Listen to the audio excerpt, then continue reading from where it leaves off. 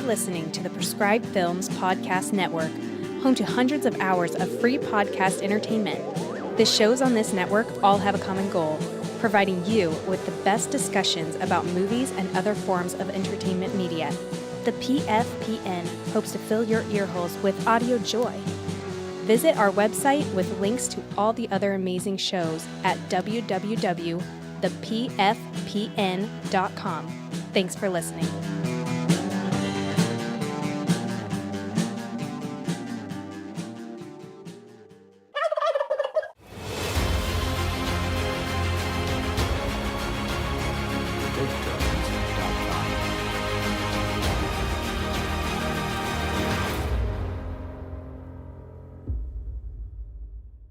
It used to be that calling a film a turkey was an insult. Nowadays, there's actually an audience for some of the worst movies ever made. Baby, you are gonna go broke showing turkeys like these. Now we're talking turkey. Gobble, gobble, motherfucker. It's turkey time. Gobble, gobble. Welcome, everybody, to another episode of Let's Talk Turkeys. I'm Movie Miss, and my co-host, Miss Nikki Flicks, is off this week. I'm going to be discussing The Unnamable from 1988. There's a place in every neighborhood. I dare you to show me the house. A place shrouded in mystery. There's this old house. Been deserted for years. Yeah, it'll be a hoot exploring it.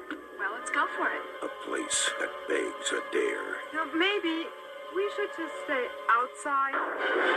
Come on, it's just an old house. Most of the time, it's just an imaginary fright. It'd be weird to find a dead body under this.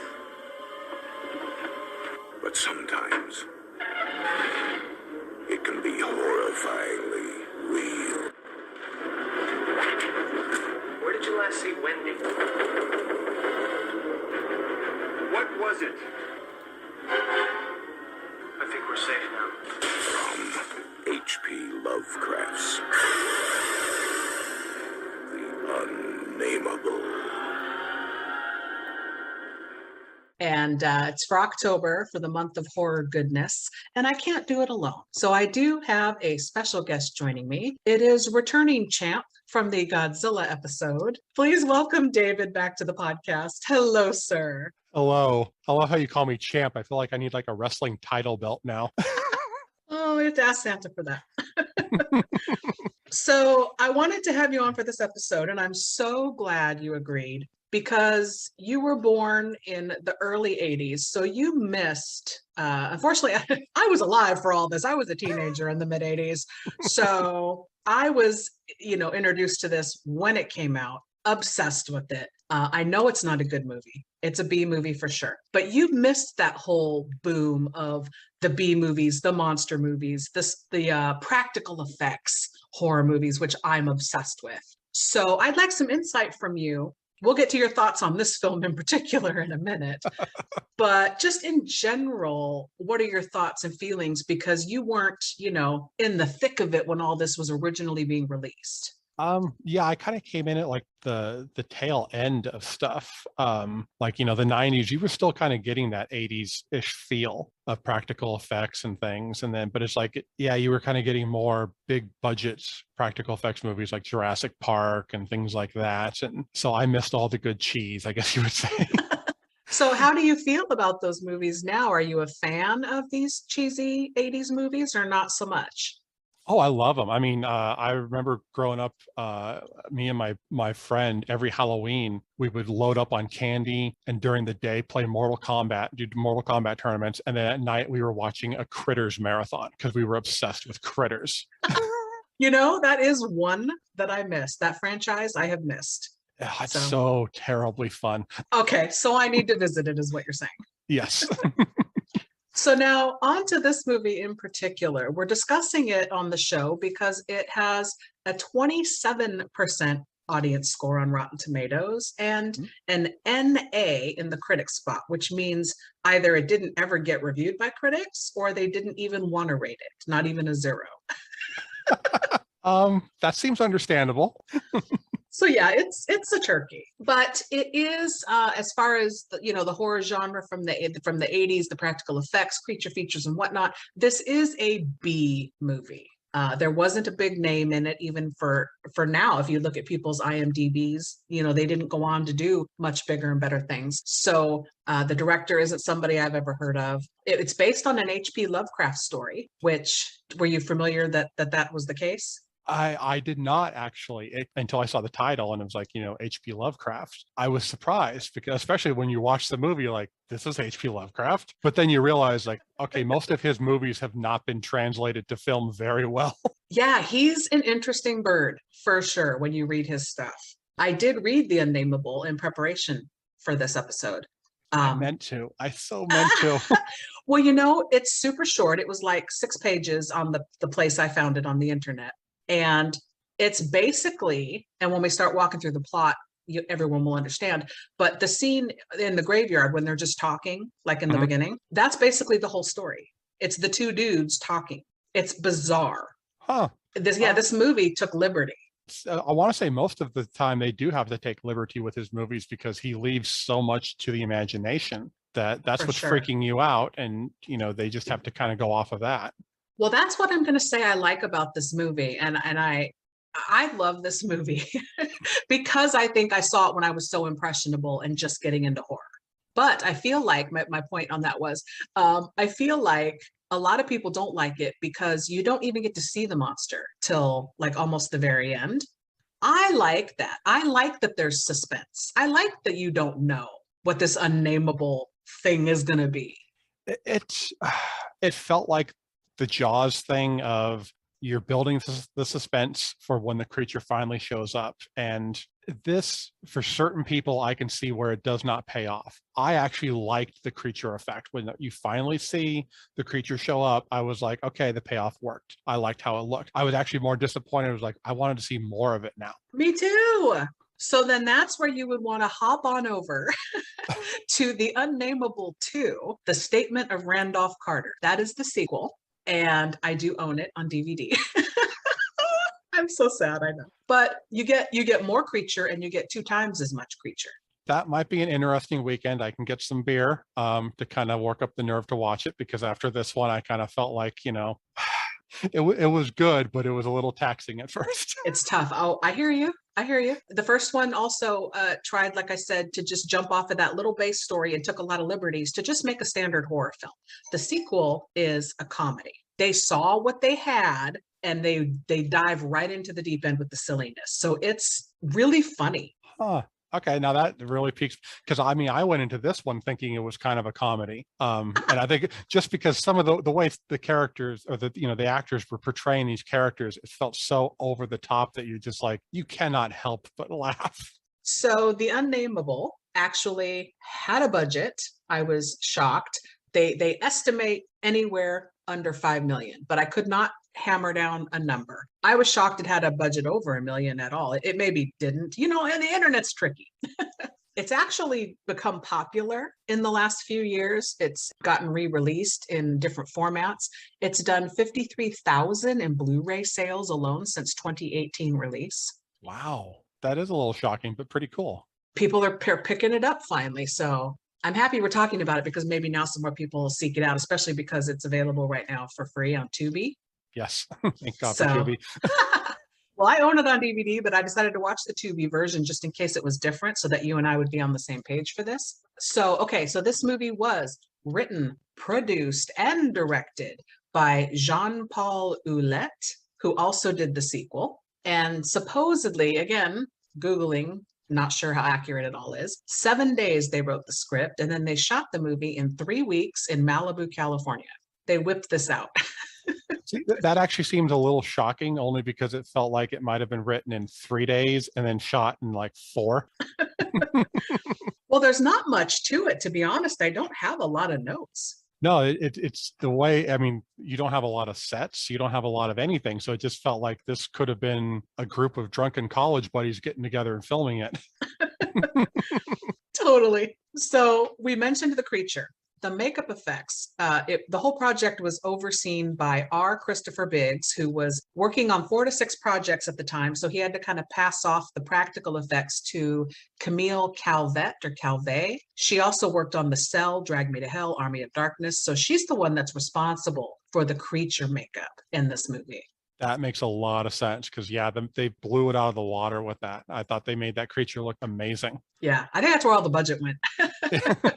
That and snacks. Right. So then before we jump in, one last thing I have to mention because this just made me laugh. So apparently, okay, so this movie's called The Unnamable. So you can't name the creature. There's no name. It's unnameable, right? Mhm. So different countries had different titles for this when they released it. Oh Lord. So in Germany, this movie was just called White Monster. That's not bad. Not bad. In Portugal, we get A Face do Diablo, which means the devil's face. Not bad. Doesn't really go with the movie, but it's a good No, title. but also they're naming it. They're not supposed to name it. That's true. They don't read H.P. Lovecraft. No. Or in Mexico, because this is my favorite one. This made me laugh. El Señor del Mal, the Lord of Evil. Is she though? What? I don't think they watched the same movie. No, this is just like people just throwing like darts at a dartboard with names. So top cast build for The Unnamable is Charles Klausmeyer, Mark Kinsey Stevenson, Alexandra Durrell, and Laura Albert. And the IMDb plot: college students check out a haunted house where in the 1800s an ugly monster called the Unnamable was trapped in a vault. That's the whole movie. Okay. Wah wah. Don't watch the movie now. We're good. Yeah.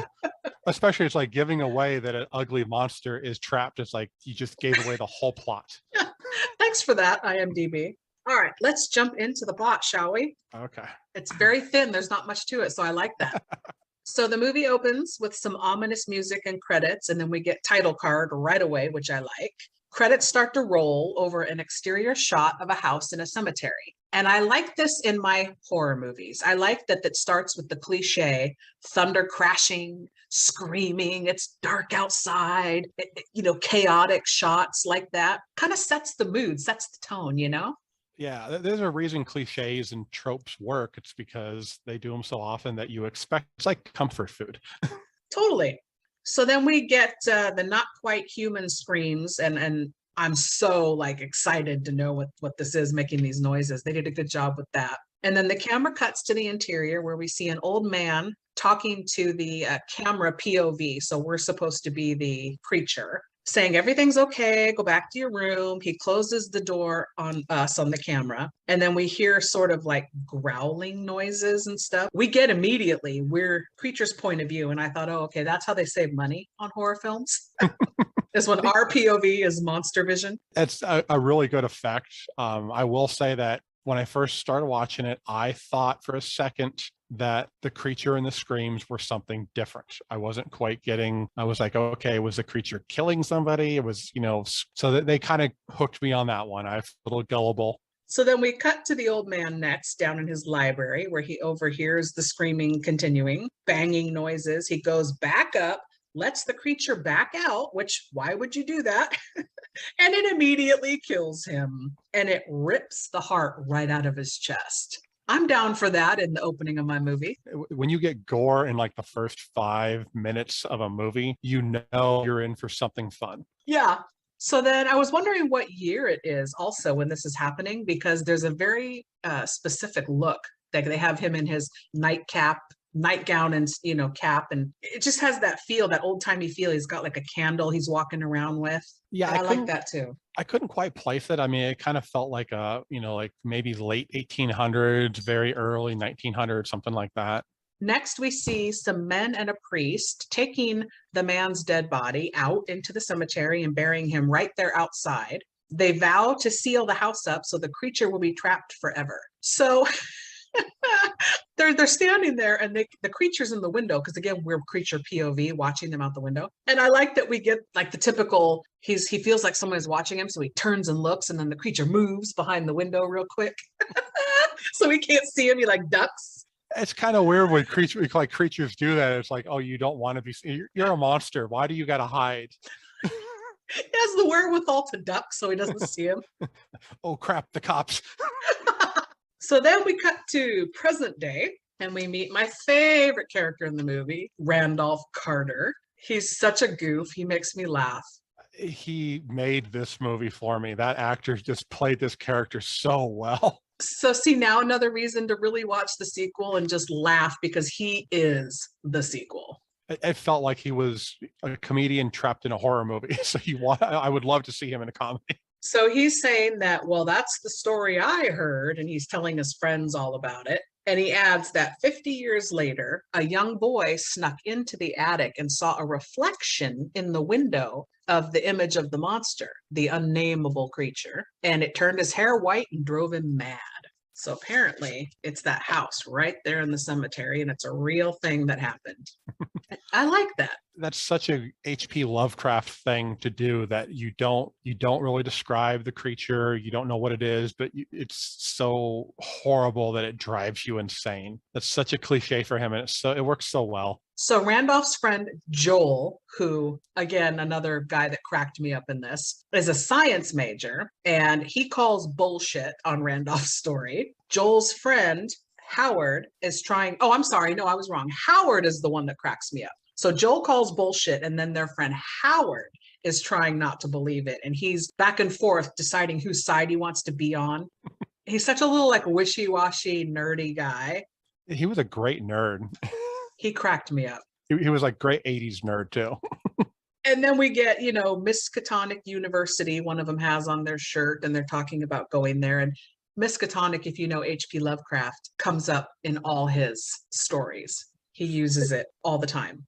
See, that's something like I'm somewhat familiar with Lovecraft. I've read a few of his stories, but this led me to reading the Lovecraft, like the whole Lovecraft country and like all the things he did. I'm like, wow. Yeah. And Arkham, Massachusetts, he likes to have things staged there or placed there, and that's what this is. So Joel says Carter's full of shit. He dares him to show him the house. Carter tells Joel, turn around. We're sitting in the cemetery. Like, I'm not bullshitting you. That's the house.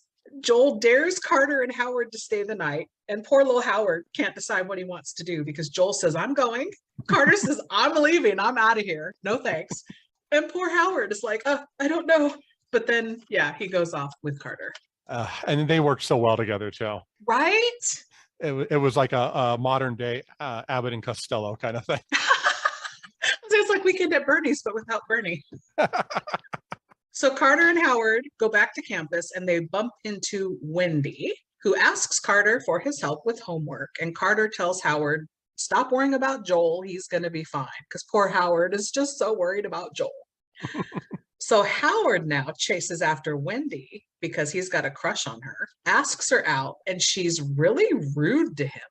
She was one of those, I don't know if it was the actress or the writer, but whoever did that, I give them major credit for. You hated her instantly. You were just like, the moment she came on screen and did that, you're just like, I am going to just celebrate your death scene.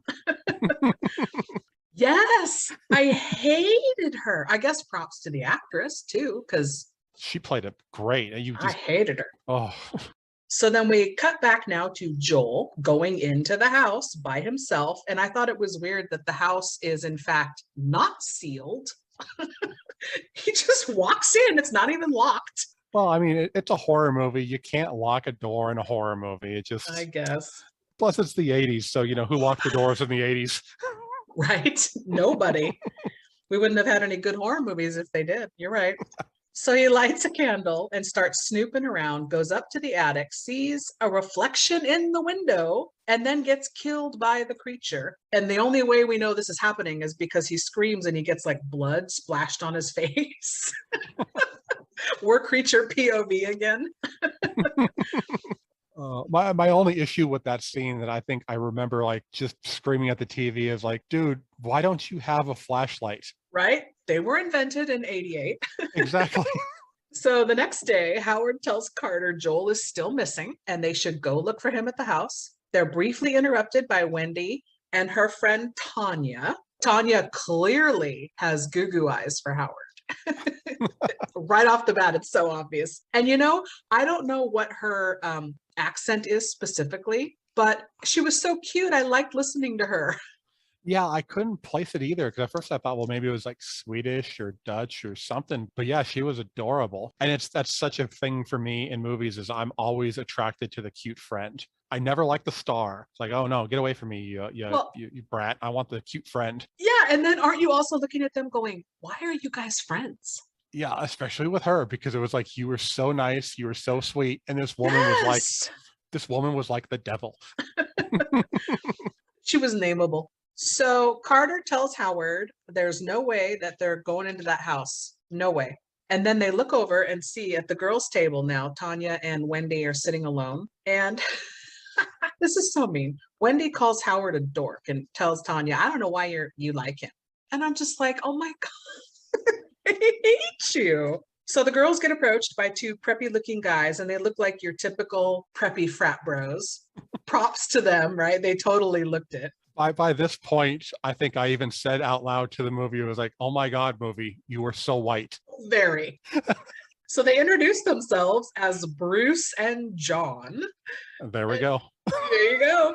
And they say they're going to sneak into that old house at the cemetery, and the girls should go with them. Because if they decide to pledge the sorority that they want, they use that house for initiation. Slick guys trying to get the girls alone. That was such a bullshit excuse. And the girls don't even see through it. Well, I felt like Tanya didn't see through it, but Wendy was like, no, I know what's going to happen. And she was all for it. Yeah. So later at the house, the girls meet up with frat bros and they decide to go in. And once inside, of course, the door slams shut and locks. Now it's locked. Reverse security system. Back at school, Carter gets chased down in a series of bizarre cuts and edits. I thought this scene was very weirdly shot. It was. And it was surprisingly predictable too, because I was like, I know what it's not going to be. Right? It's just Howard chasing him down the hall, but it's shot so weird. Yeah, it felt like the director wanted to make you think the monster was after him. And it's like, no, we know this isn't happening. Yeah, why would it be at this point? So Howard jumps out and surprises Carter and says, Joel still hasn't shown up. Carter finally agrees to go back and look for Joel. And Howard says, well, first we have to go get a few things. So then we get a cut to Wendy cozying up to frat boy John as he tells a ghost story to everybody. Then they decide to go explore the rest of the house, because that's what you do when you're in a spooky house by the cemetery, right? It is kind of the point. I mean, but it's like, it's so cliche that like you think now by this point in the 80s, people will be like, let's come with, guns and weapons just in case. But no. Yeah. Don't you feel like in horror movies, it's like the people that live in this universe clearly have never seen a horror movie. Exactly. So Tanya in the upstairs hallway makes a comment that cracked me up. When they're walking around, she goes, wow, it sure is bigger on the inside than it looks from the outside. I was like, way to go in one sentence to make the set acceptable. Because I was thinking that too. Maybe that was like something like they're filming it and then just suddenly realize like, wait a second, this doesn't make sense. Quick, let's throw this line in. Yeah, let's make it acceptable that the set looks way different on the inside. So John and Wendy run off and ditch Bruce and Tanya, and they find a spot to put down a blanket and proceed to have sex. So in the middle of this making out scene, Wendy, for some reason, is reaching above her head and they're on the floor. She's reaching up and grabbing the bottom of a door and like banging it against the wall. Odd choice, but okay. And it knocks Joel's head down, severed head, onto the blanket. And of course she screams and jumps up. I guess they're like, how do we get his head to roll into frame? I don't know. I could think of probably 8 other ways they could have done that. That whole scene felt like it was kind of almost ad-libbed. Like, let's just see what happens here. And then I got to point out that it's a bad character when you can see her naked and you're still just like, I don't care. Oh, you weren't down for the Wendy titties? No. I saw him and I was just like, no, you're just such a bitch that no. Well, also she doesn't have red hair, so you probably just were like, no, that's cool. That's a good point. I remember that from the Godzilla episode. So she, of course, jumps up, screams, runs out of the room, and bumps right into Bruce and Tanya. Then we cut to John, still back in that room, getting his throat ripped out by the creature, which we still have not seen at this point, but it works for me. I'm like, I love the gore. By this time, the death scenes are good enough that you kind of forget about, like, okay, you want to see the creature, but you're killing in such a good way that I'll forgive you. Yeah, I loved the practical effects on this throat ripping. Oh, it was so good. The blood was just, it made this movie. Can you imagine just tuning in and hearing us going, oh, and the blood was just oozing? It was so good. What are they talking about? This isn't one you want to catch, like, halfway through. You got to hear the whole thing here, people. So the three stumble upon John's body as he's dying, and they decide to leave the house before they get killed too. Good plan. Finally, a smart decision. So as they run to leave, we get a really quick shot of the creature in the hallway, like real quick. And to me, that was enough of an appetizer. I'm like, okay. They did that well, where, yeah, I was kind of like, I think I stopped it and rewound it a little bit. You so did. I wanted to see if I could, like, catch a good glimpse. We all do. Yeah, you did. So then we cut to everybody making it to the front door. And of course, it's not working. And then Tanya yanks on it and it opens and they bump right into Howard and Carter, who are there. And she freaks out and faints. Okay. So Tanya wakes up now and tells Howard and Carter they need to leave because there's a creature in there that has killed her friend John. Howard asks her, what does it look like? And Carter says, Unnamable, perhaps?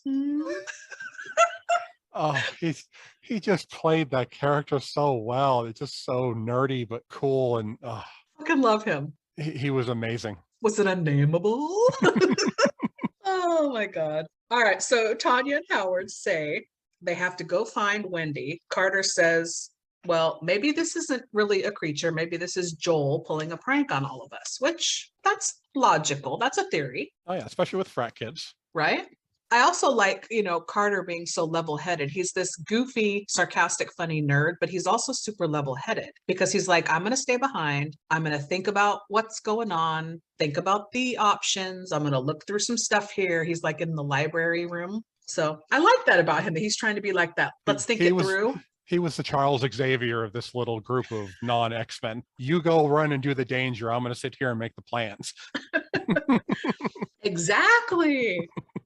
So then we cut to upstairs where Bruce and Wendy are being chased by the creature. They split up and the creature kills Bruce by repeatedly slamming his head on the floor. That might have been my favorite death scene. It was so great watching that. I was just like, wow, they did a really good job with that. And then we get like shadows and shots of like the hooves and possible shadow of the creature. Like we still don't get full creature.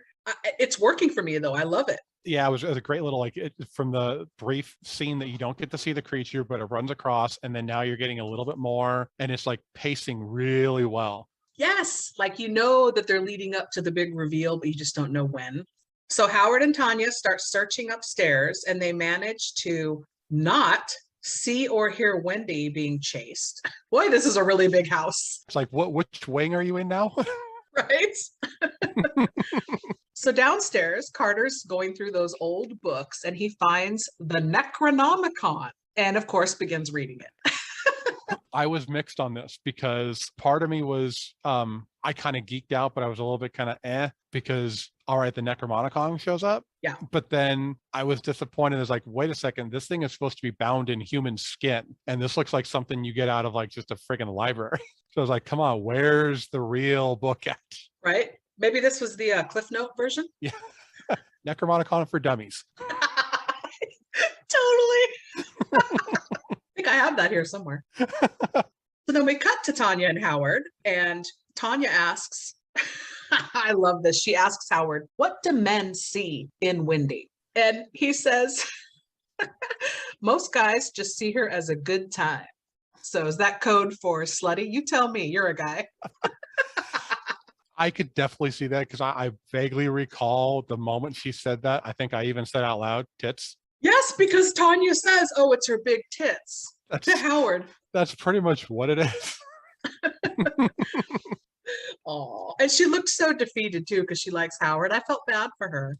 She was so sympathetic. I really did. I felt for her a lot in this movie. So then I was thinking to myself too, after she said that, she's looking all defeated, going like, oh, it's her tits. She said, makes it a point too to say big tits. And I hate to harp on this, but I was cracking up because we just saw them like moments ago in a sex scene. I mean, we're talking C cup at best. Like, I think Tanya needs to relax. Yeah, you're not. I mean, it's not like this is Dolly Parton size or something. She's not going to come out swinging and hitting the monster with them or nothing. I think that's the porn version of this. So Howard and Tanya find Joel's headless body hanging upside down in a room, but they get separated when a door slams shut. Howard says he's going to go get Carter and runs downstairs, leaving her alone. Because that's what the hero does. Like, I think he's just crushing on the wrong guy because he just abandoned her. Yeah. I just now thought about this, but wait a sec. Joel's body was in one place and the head was in another place. So what was the monster doing with the head? Right? I thought that when I was watching this, even for the very first time. I was like, what the hell? This monster like gets around, like, watch out. Just carrying the head with it everywhere it goes. It's creepy to think about, though. That was its Wilson. So Carter tells Howard he's not surprised that Joel is dead. They hear the girls screaming and Howard runs off. Carter reads from the journal of the old man that we saw in the beginning of the film. And it basically says, I'll just sum it up, that the creature killed the wife. It was being born. He found a spell to keep the creature trapped, and he planted trees around the house in hopes that one day the tree spirits would keep it contained when he is no longer able to do it himself. Okay, so this wasn't in the story. They just made this up for the movie, and I'm like, what? Tree spirits? Yeah, I think that was the point where I was kind of like, this does not feel Lovecraft-like. I don't recall him ever doing tree spirits. It was like, okay, so now suddenly we're in the Lord of the Rings. Treebeard is just going to show up and like save the day. Yeah, it was super weird. Like, what the hell? Okay. So then now down in the basement, Howard finds Wendy. She accuses him of doing all of this and freaks out and attacks him, knocks Howard out, and then gets her neck gloriously snapped by the creature who then drags her body away. I don't want to sound like an asshole here, but I may have done the Snoopy dance when she died. It was such a like well-deserved death, especially with her like that build-up, like she's such a bitch to him before it happens, and you just bam, she dies. I would give credit to that actress. If I ever met her, I'd just be like, you were so great in this. I know, she'd be like, what movie's that? You know, the one where we saw your tits, and she's like, which one again? Oh my God. So Carter takes the book and tries to leave the house, but the front door is locked. So he reads a spell from the book and it magically unlocks. MVP. Carter, good job for figuring that out. That's a good point, but at the same time, that's another part where I'm like, the Necronomicon is not going to do that. Because I feel like maybe this is like Necronomicon Light, like it's a different version. Yeah, this is not, because I mean, like, unless it was like a goblin came out and just suddenly like destroyed the door, maybe then. So he gets outside and he lifts a stone slab off of a grave by himself. Questionable. The book gave him superpowers. We'll just have to assume. This is not your mom's Necronomicon. This is like otherworldly Necronomicon here. So he climbs down into this opening of like, I don't know, to a crypt or something. And he's reading a spell as he goes, which I guess is supposed to do something with the trees. Unclear. Yeah, I didn't think about that, but that didn't make a lot of sense. Yeah. So, okay. Hello, movie. Let us in on the secret here. Right. I was thinking that too. No matter how many times I see this, I'm always befuddled by that. Back inside, Howard is searching for Carter. He runs back upstairs because he hears Tanya screaming. She stumbles across John's dead body. Tanya tries to have a moment with him and is hugging him as he's dying. I don't know, it just seemed weird. But that moment is short-lived because in the hall, they see the creature holding Bruce's dead body, drops it. The brain and bloods pop out. Blood just spills. Oh. It's so good. Like you said, practical effects right there. That was just so gory and so good. They just did a great job with that. You can never go wrong with a good brain scene. Like have a brain come out of something. It just makes the horror movie so much better. Yes. So Howard and Tanya freak out and they run up into the attic. The creature makes chase and tries to bust the door down, but then suddenly stops and leaves. Outside, we hear Carter reading spells about trees, trapping evil. It's so weird. And then we cut back to Howard and Tanya in the attic. And as they look out the window, the creature comes busting through. So the creature somehow went outside and around to the window on this second story. I'm letting it slide because it made for a good scare. It was a good scare, but it did kind of make you step and think like, wait a second, the creature's supposed to be trapped inside the house. So apparently it's just got like a 3-foot radius so it can kind of go out and check the mail or something. I mean, like what's, did it give it this radius so it could do house repairs during the summer or? So it could check the mail. Oh my God. So now the creature comes busting through the window, like we said, and we finally get the moment of seeing this creature in all its practical effect glory. And to me, it is so worth the wait. The actress, and that is Katrine Alexander or Alexandre, I bought it. Whatever she was selling, I bought it 100%. It was a great reveal. The monster, the effects were just, the design, everything just worked. I mean, I'm not ashamed to say I may have had a mild horror orgasm just seeing this. And I like that it was also, I kind of felt like you didn't go too far with the creature effects. You didn't put like nipples on the breasts or anything. You just kind of kept it a simple design that just worked well. Hooves, white, the fangs, everything. It just the weird like wings kind of with the horns, and she was amazing. Really, it's like you couldn't place like, was this a demon? Was this a monster? Was this a mutation? It was a little bit of everything. And it blended very, very well. I made a little note kind of to describe her, even though she's unnameable. And you did a good job just now describing her. But I wrote, the hooves for feet, all the fur in certain patches. There's patches where it's bare also on its body, horns on the head, many sort of wings. I like the red eyes. Yes. Claws, fangs. The thing that sold it though to me was, like I keep saying, her performance when she's hissing and screaming. It's unnerving. It felt very animalistic, like she really channeled that creature. And it didn't feel like just a person in a suit. It felt like this thing existed. 100%. She runs at Tanya, screaming, just claws flying, shoves her, tackles Howard, knocking him down, and proceeds to slowly, I love this in any kind of movie, the creature slowly crawls up his body toward his face when he's on the floor. That freaks me out in any movie. So effective here. It's nightmare fuel. She's just hissing, and I don't know, people go watch this. That's all I can say. Just please go watch this, if not just for this scene. Yeah, no, the reveal is worth the entire, that, and then of course watching Carter just be Carter. Yes. All right, so all this is going down. Tanya grabs a flashlight, hits the creature, breaking her arm. We see the bone protrude out of the creature, and she backs up, kind of holding her arm and crying like she doesn't understand what's happening there, like she's just on instinct. I like and gets that attacked. Yeah, and I like that scene for two reasons. One, because I love in any action movie, horror movie, when a bone breaks and protrudes, because it's such a gory scene, but it also it makes you wince because you can almost kind of picture that like happening. You're just like, oh man. And then like I said, with her like retreating, you actually for a brief moment felt a little sympathetic because you almost like it clicked in your brain of like, wait a second, she's not really evil. She just doesn't know anything because she's never been taught. She's never almost like, is there an intelligent being somewhere in there?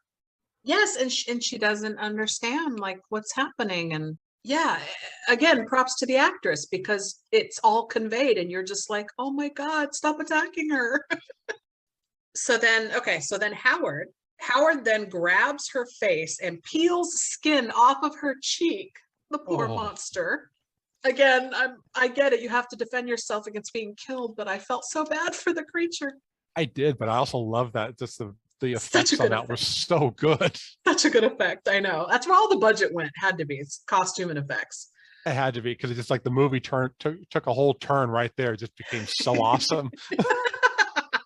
you're like waiting for all these crazy white people to die, and then finally the monster shows up, and you're like, yes, this is a movie now. I know is it wrong that I was so excited to see like frat bros and bitch Wendy eat it? Like it was so good. Oh no, that's the whole reason you watch a slasher movie. It's just like you hate these kids. You're like, damn teenagers. Come on, Jason, kill them already. Get off my lawn. So suddenly trees now bust in through the window again with the tree thing now. And we hear Treebeard. yeah, we hear voiceover of the old man, which I guess is this creature's father. We hear his voice.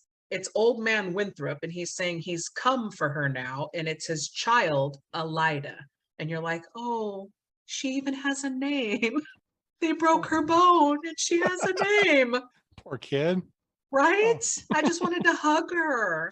And she's trying to claw your eyes out. Well, there is that. So maybe adopt her and just keep her in a pen out back. So the trees grab Elida and they drag her out the window as she's screaming that unnerving tone that she has. And Tanya and Howard take off. They run downstairs out of the house. And of course, they're assuming Carter's dead because he's nowhere to be found. So of course, they kiss because that's what you do when you're fleeing a monster and your friends are dead. Well, everyone's dead. The monster tried to kill us. You want to hook up now? And they're in a freaking cemetery to boot. Let's just stand here and make out. God. So then suddenly Howard starts getting pulled down in like Army of Darkness vibes to me, pulled down into the ground by skeleton hands. There was a lot. I mean, like I even thought Army of not just Army of Darkness, but like Evil Dead 2 with the tree. When the tree thing comes in to get the monster, it was like total Evil Dead 2 vibes. For sure. So then the skeleton hands are trying to pull Howard into the ground. And then all of a sudden you see a hand that's human grabbing Howard and climbing up his back and up. And it's Carter appearing out of this hole. So then he and Howard successfully climb out. Carter still has that book and he tells them that he has seen the Unnamable. Well, bitch, so did they. You're not special. So then the three of them walk away into the night, arm in arm. As music plays, roll credits, fade to black, the end. This movie goes by so fast, it's so breezy. Yeah, it really did go really quick. And I was a little disappointed at the end only because I wanted to see what did Carter see. Like I felt like you guys had the budget, especially knowing how much you spent. You could have given us a little glimpse of what was down there. And that's such a Lovecraft thing. He'll kind of maybe glaze over what the real evil is, but never really tell you. I got that vibe for sure. Especially when you see the skeleton hands, like of all the bodies grabbing, like something's going on the grounds there, like evil. They're all like, get me the hell out of here. So overall, thoughts and impressions. I was unnerved going into this movie, and it's because I've had a history of watching Lovecraft movies that are hit and miss, mainly miss. But I did not regret watching this. It started off bad acting. I mean, I wanted to roll up a newspaper and just hit the TV and go, no movie, bad. But it got so much better, and the terrible acting grew on you till you just loved it.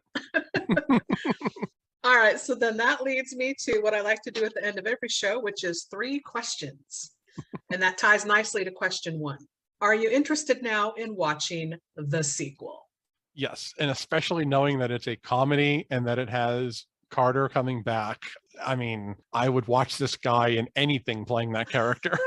So I was trying to look at everybody's IMDb's before we got chatting, and I didn't look it up and do my due diligence, but I'm guessing he's in other things that would interest us. Mark Kinsey Stevenson. The funny thing is that when I was looking it up, their pictures are not on IMDb. Yeah, they probably weren't in a lot then. Yeah, so I kind of got the feeling like they did not really go on to do much. He's still acting up until 2013, though. He's done a few things. Where Evil Lies, Domino, Night of the Templar, Birthday Cake. Well, at least he's working. Yeah, and those all sound like, top-notch movies.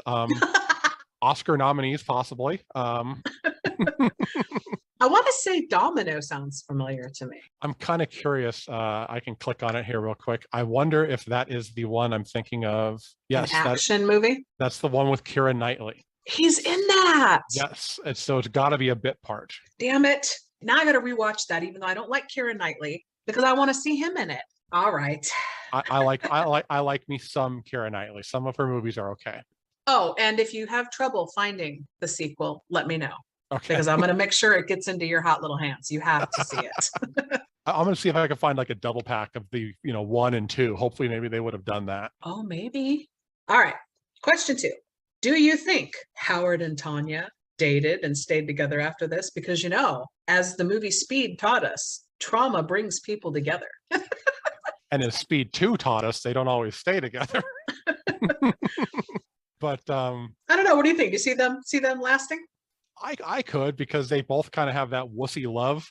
I hate calling it that, but it's like, yeah, they were kind of wussy characters.